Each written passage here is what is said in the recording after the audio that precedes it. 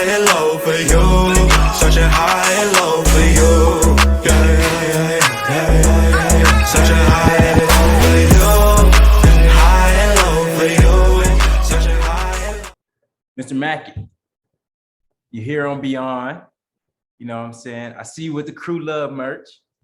All day. Let us see it. I kind of know you more than my audience.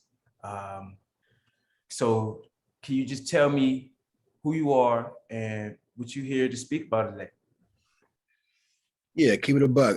First things first, man, I appreciate you for having me on. Anytime entrepreneurs leveling up, taking that game to the next level, that's a big deal to me. Man, but let me just tell you like this, y'all. I'm just a young Black man trying to do my thing in a society that's up against us. And instead of make excuses, I'm a gentleman who believes in creating solutions.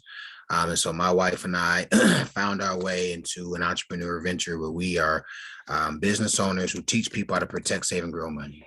Right, we're licensed insurance agents who provide legacy for families. We provide a business situation for people that look like us from communities like ours, so they can have a chance to win. And it's changed our life. You know what I'm saying? We've been at this thing for 3 years. It's exactly 3 years. And I'm here to say, man, you know, God has blessed us since we've gotten to this industry, and I'm just grateful. I'm grateful to be a kid from the Bay Area who grew up in a single household, who grew up on ketchup sandwiches, and then went the traditional route, right? Like I was a 4.0 student. I got a football scholarship. I won a national championship at Oklahoma. I got a degree in finance and figured out like, oh man, this ain't the road I want to take. I want to be a business owner. And so now I run my own business. I have an agency that spans from California to New York to Atlanta to Texas to Mississippi. And it's beautiful to see us create opportunity for people. That's awesome. That's awesome. That's exactly why I made my channel, actually, to just put on the Black community with just knowledge, just show the personalities and talents in the community, and you know, just to spread awareness, just period, like just awareness. That's really is all about. You got to be aware about these things. So just starting diving into this, you say you help a lot of people. So for that to work, what was something that you learned early on that was really important to you?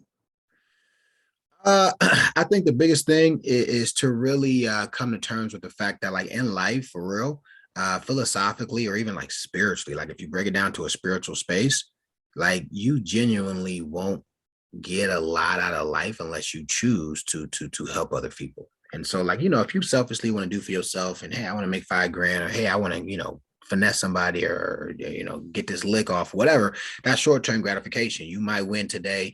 You might, right? You know what I'm saying? Scam somebody credit card, or you might, whatever it is, what kind of hustle you on. But long term, that's not gonna last, right? You selling dope, that's not gonna last. You know what I'm saying? You know, whatever it is, you credit scar scamming, that's not gonna last. You don't have a foundation. You can't pass that to your children. You're not creating legacy, right? You might win for a minute, for a quick second, but you know. So I got my license in this industry in 2018. I got licensed in 2018, a couple $100. I wanted to learn this game because I knew wealthy people understood insurance. I knew wealthy people understood indexed markets. I knew wealthy people understood taxes better than me. They understood principal protection better than me. They understood, right, leveraging. And so all I knew how to do was consume, make a paycheck and then consume. So I said, let me learn this game. And then here's the kicker though. I used to be a teacher. I was a math and economics teacher for 4 years. And then I was a principal for 7 years. One thing that my wife and I really took to heart, like as FAs, which means like part-time guys in our industry, was what happens if I teach other people? What happens if I build an army? What happens if I say, yo, I think I'm pretty much a stud. I'm a beast, right? But what if I teach 4? Or what if I teach 7 beasts? What if I have 10 beasts on my squad, right? Like, what would that look like? What would that do for me? And so that really became our mindset at an early age and being an entrepreneur. And most people say the game is to be sold, not told. I don't believe that. I believe the game should be told. The game should be taught. The game should be learned. And if we want to catch up to other races and catch up to other communities, we got to be willing to show someone else the way, outside of just saying, yo, bro, pay me 5 stacks, or yo, man, you know what I'm saying? Nah, dog, you got to just watch me. Like, nah, man, let's eat together. That's why our team name is Everybody Eats. I love it. I love it.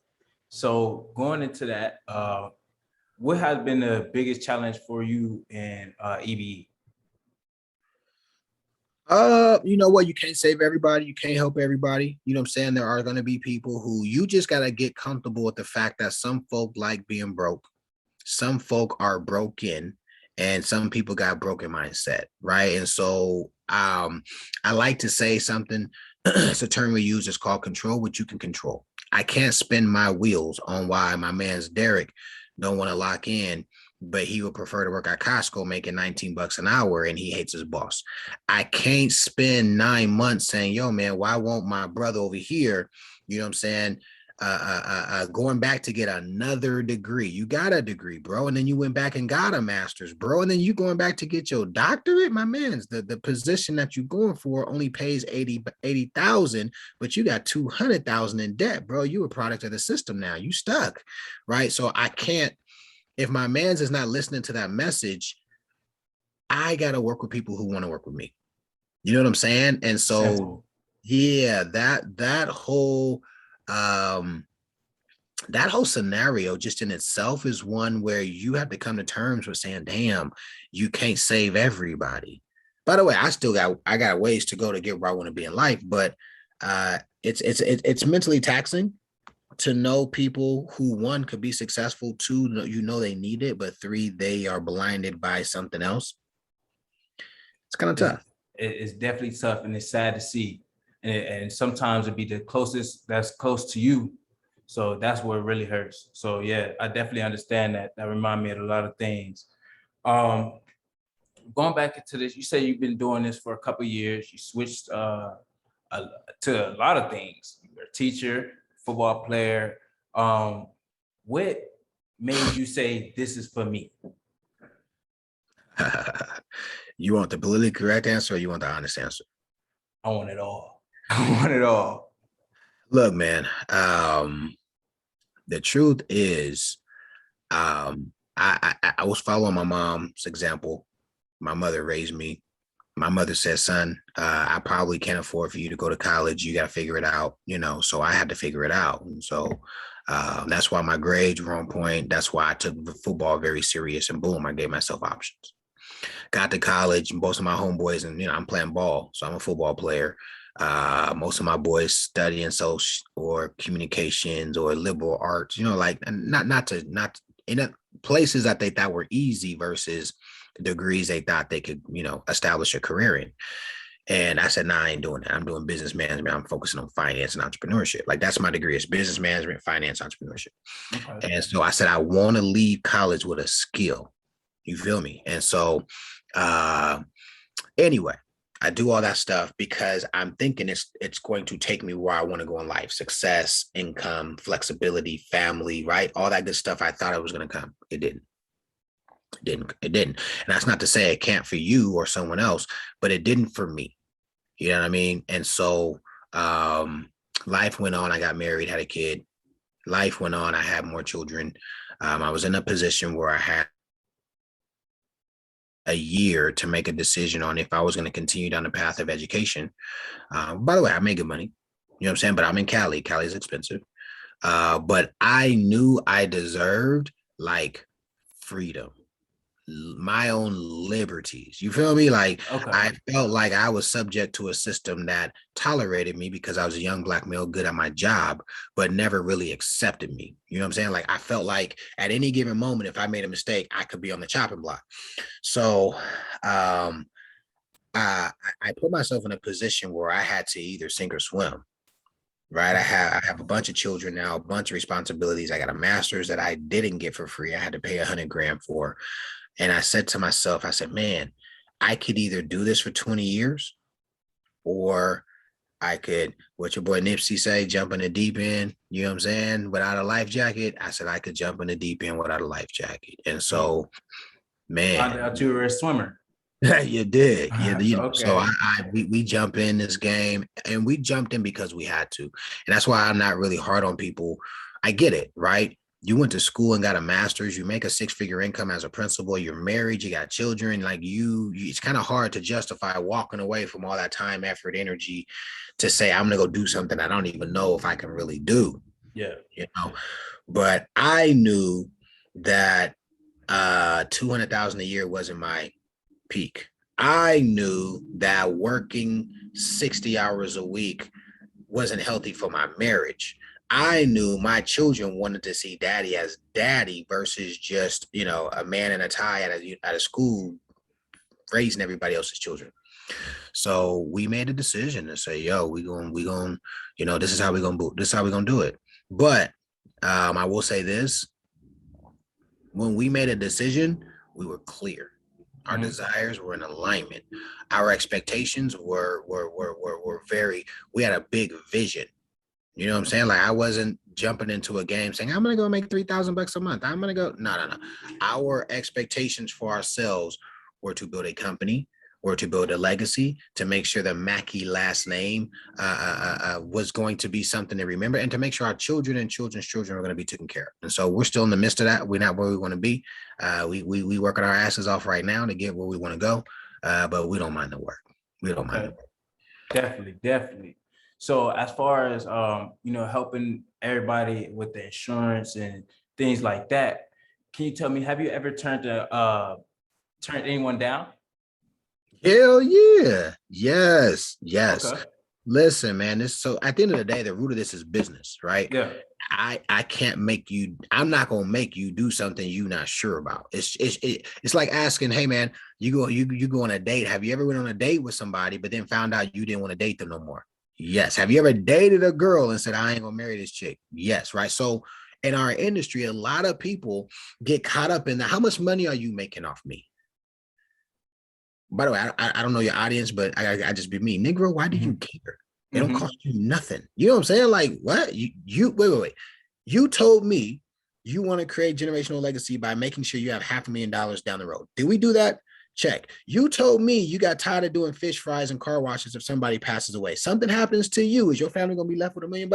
Check. You told me you had a granddad and a grandmama and your mama and your auntie all had diabetes and high blood pressure, and they had to live with the family. It was a distraction for you growing up as a kid, and you had the opportunity to have access to something like this, and you're already putting $250 into a 401k. I just explained to you our 401k is kind of raggedy, right?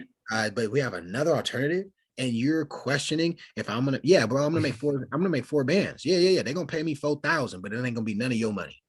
So do you want to put your money to work for you, or do you want to continue to run? Yeah. You know how many times I tell people that scenario, like, bro, I'm not begging for your business. You got me messed up. Right. And keep it moving. Now, that said, education is key. And I don't have to have that conversation very often, just because we want to educate people on how insurance works. We want to educate people on how indexed accounts work. We want to educate people on how alternatives to traditional insurance vehicles work. And once they have that knowledge, more often than not, they're excited to say, hey, bro, your 401k was going to pay you $152K tax deferred.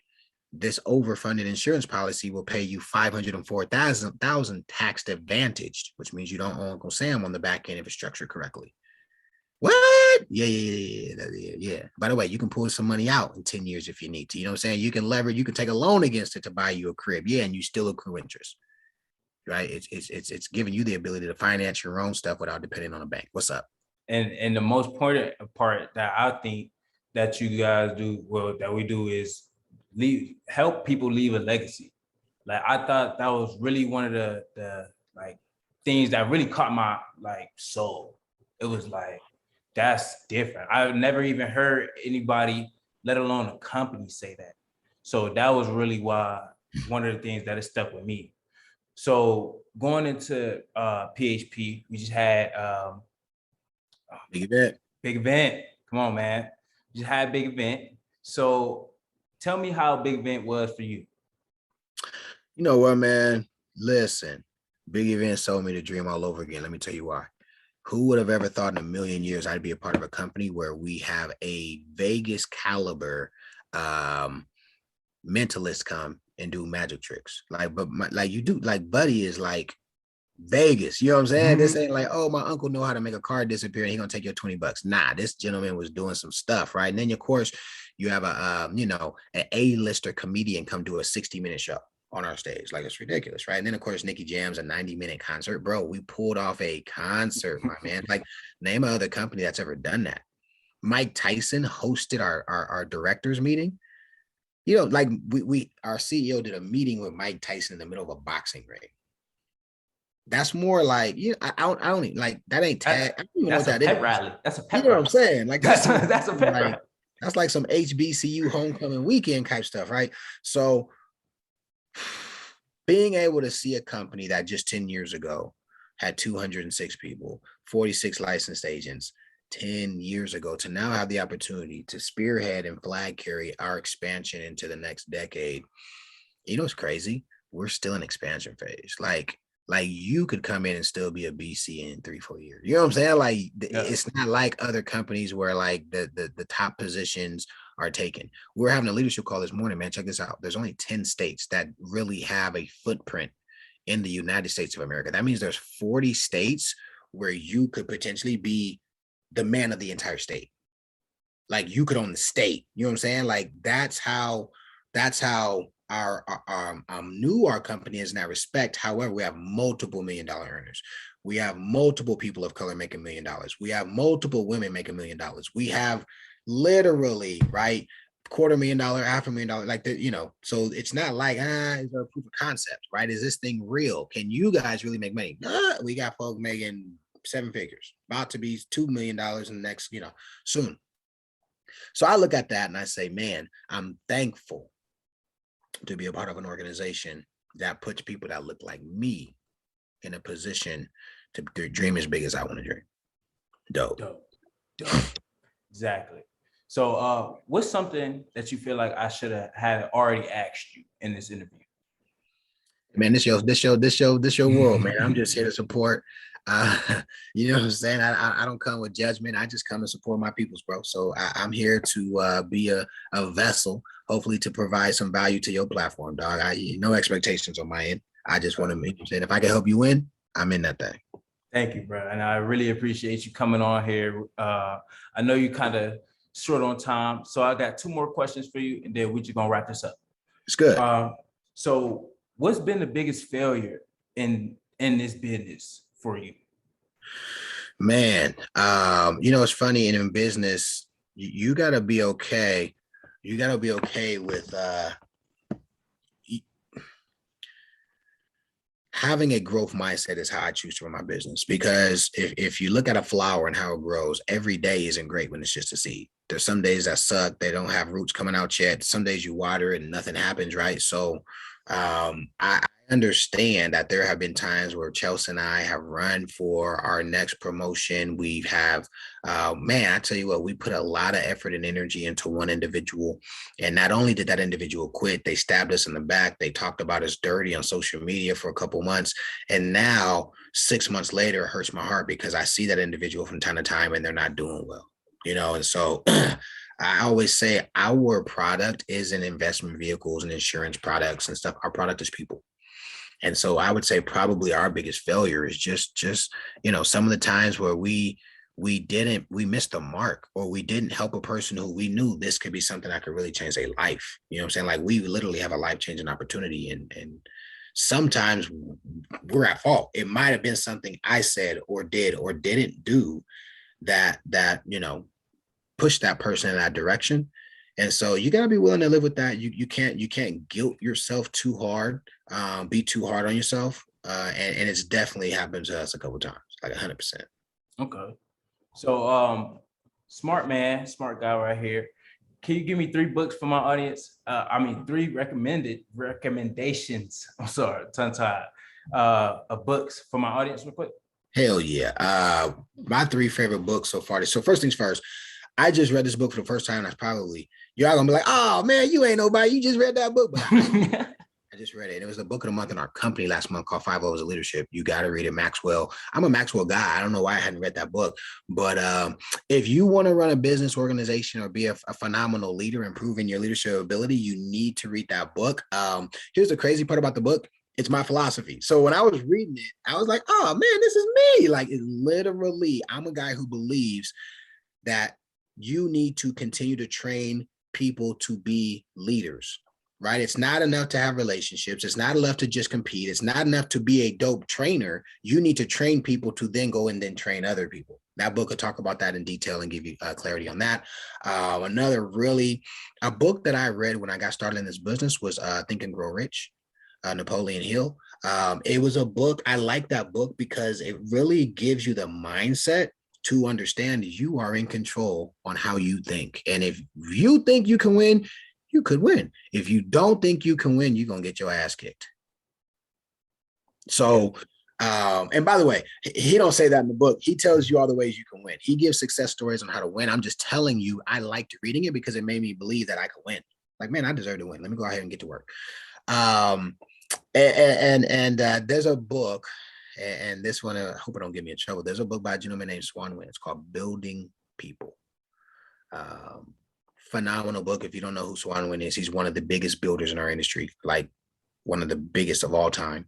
And this book of his, it really provides clarity for business owners to understand that whatever your widget is, your burger, your technology, your software, your hardware, your insurance products, your investment vehicles, whatever, that's not your real product. Your product is your people. Do you love on them? Do you direct them? Do you challenge them? Do you cast a vision that they fit into? And do you help them achieve their goals? Right. And so this guy who's a mold, like he's Deca, he's probably, I mean, killing the game. Very humble, very simple, very short read. It's a short book. It provides clarity for those of us who choose to run a business and be business owners. Okay.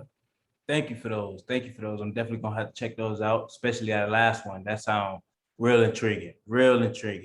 So my last question for you is, did this interview make you feel good? Did you learn anything from this interview?